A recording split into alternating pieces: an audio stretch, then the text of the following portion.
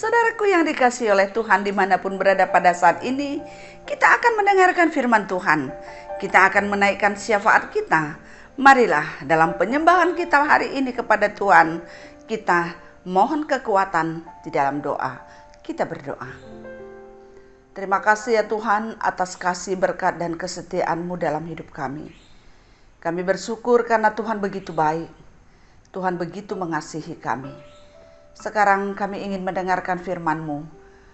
Kami mohon Roh Kudus mengajari kami, sehingga kami bisa mendengarkan, mengerti, dan memahami apa arti pesan firman yang mau Tuhan berikan kepada kami. Terima kasih ya Tuhan, kami percaya bahwa Tuhan ada bersama kami pada saat ini. Dalam nama Yesus kami berdoa. Amin. Saudaraku yang dikasihi oleh Tuhan, firman-Nya yang kita dengarkan hari ini terambil dari kitab Ester 5 ayat 14, demikian bunyinya. Lalu kata Jares istrinya dan semua sahabatnya kepadanya, suruhlah orang membuat tiang yang tingginya 50 hasta dan persembahkanlah besok pagi kepada raja, supaya Mordekai disulakan orang pada tiang itu. Kemudian dapatlah engkau dengan bersukacita pergi bersama-sama dengan raja ke perjamuan itu. Hal itu dipandang baik oleh Haman.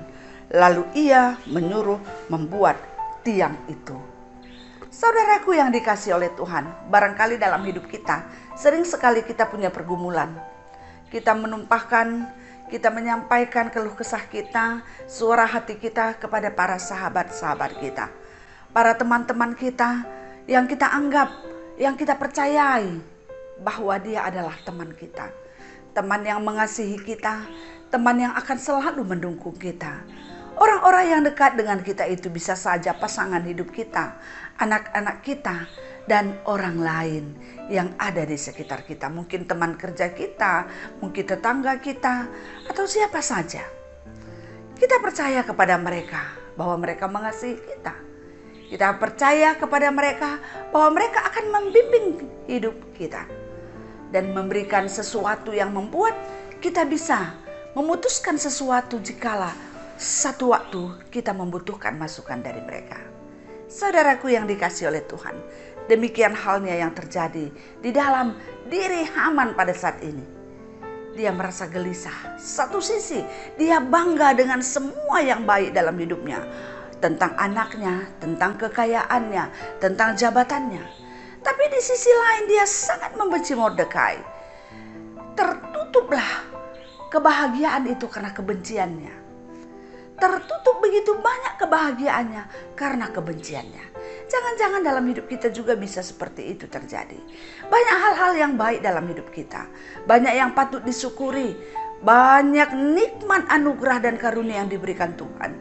Dan ada satu hal yang membuat kadang-kadang itu tidak menyukakan hati kita. Hal itu bisa saja membuat semua yang baik ini terlupakan. Yang satu ini yang selalu kita ingat. Yang satu ini yang ingin kita berusaha untuk mencari jalan keluar tentang yang satu ini. Sehingga kita lupa begitu banyak yang harus kita syukuri. Saudaraku yang dikasihi oleh Tuhan, demikianlah Haman menyatakan, mengungkapkan kepada para sahabatnya dan juga kepada istrinya. Kemudian apa ya yang dikatakan oleh mereka yang dekat dengan dia, yang dipercaya oleh Haman? Dia katakan, dirikanlah tiang gantungan 50 hasta. Besok sebelum engkau makan, sebelum engkau memenuhi perjamuan itu, berikanlah persembahan itu kepada raja. Sebagaimana artinya dia sudah pernah berjanji akan memberikan banyak harta untuk perbendaharaan kerajaan Persia. Dan sesudah engkau memberikan persembahan itu, gantunglah Mordekai di tiang gantungan itu. Sesudah itu baru engkau pergi berpesta untuk memenuhi undangan Ester. Saudaraku yang dikasihi oleh Tuhan, banyak hal yang membuat hidup kita ini hancur. Salah satu adalah ketika kita terlalu banyak mendengar omongan orang lain. Ketika kita selalu mendengar masukan-masukan orang lain, apa dampaknya? Terkadang masukan itu juga terlalu banyak, kita bingung. Malah kadang-kadang ketika kita menerima masukan itu membuat bertambah lagi persoalan dalam hati kita. Yang kedua, jangan-jangan masukan-masukan itu juga membuat hidup kita lebih menyakitkan dari apa yang kita ungkapkan. Mungkin kita katakan persoalan kita tingkat 1 atau level 1. Sesudah kita menerima masukan itu, sebenarnya kita sudah dalam tahap 3 akan menghadapi persoalan baru. Bisa saja karena kita mau dengan senang hati menerima masukan jikalau orang tempat kita berbicara, tempat kita berdiskusi itu tidak tepat. Oleh karena itu saudaraku yang dikasihi oleh Tuhan, yang penting ternyata dalam hidup kita adalah tidak salah kita berbagi cerita untuk mengungkapkan isi hati kita, untuk mengungkapkan pergumulan kita. Seperti apa yang dikatakan selalu kita dengarkan, bahwa ketika kita mempunyai pergumulan, kita mengungkapkannya, maka 50% beban itu sudah jatuh jauh dari diri kita. Baik sekali kalau kita mengungkapkan, tapi hati-hati. Tidak semua orang mengasihi kita. Tidak semua orang berpikir positif tentang persoalan kita. Dan tidak semua orang berpikir ketika dia mengatakan satu hal, apa dampaknya dalam hidup kita. Apa dampaknya dalam kehidupan kita. Dia hanya mengatakan, tapi apa dampaknya sesudah itu dilakukan terhadap diri kita. Oleh karena itu, yang penting bagi kita sekarang adalah tetaplah menjadi orang bijak. Tetaplah menjadi orang pintar, bijak di dalam Tuhan. Mohon kekuatan dari Tuhan. Sehingga okelah, kita bisa mengungkapkan pergumulan kita, berbagi pergumulan dengan sesama kita. Tapi apapun masukan dari orang lain, kita harus tetap menjaga nilai-nilai kebenaran yang datangnya dari Tuhan. Kasih yang datangnya dari Tuhan. Kita harus tetap mempertimbangkan apa dampaknya dalam hidup kita. Apakah dengan melakukan apa yang mereka katakan akan membuat hidup kita lebih baik. Itu harus kita pertimbangkan. Dan kita ambil keputusan dengan kebijaksanaan yang datangnya dari Tuhan. Oleh karena itu saudaraku yang dikasihi oleh Tuhan, selamat mencoba. Selamat melakukan apapun yang dikatakan oleh orang lain. Apapun yang kita ungkapkan dalam kehidupan kita terhadap sesama kita, apapun masukan-masukan yang diberikan orang lain, tetap di atas semuanya itu adalah kekuatan dari Tuhan, kepintaran dari Tuhan, roh Tuhan di atas semuanya. Amin. Kita berdoa. Terima kasih untuk firman yang sudah kami dengarkan ya Tuhan. Ajar kami untuk senantiasa bisa merasakan bahwa Tuhan adalah sumber kekuatan dan hikmat.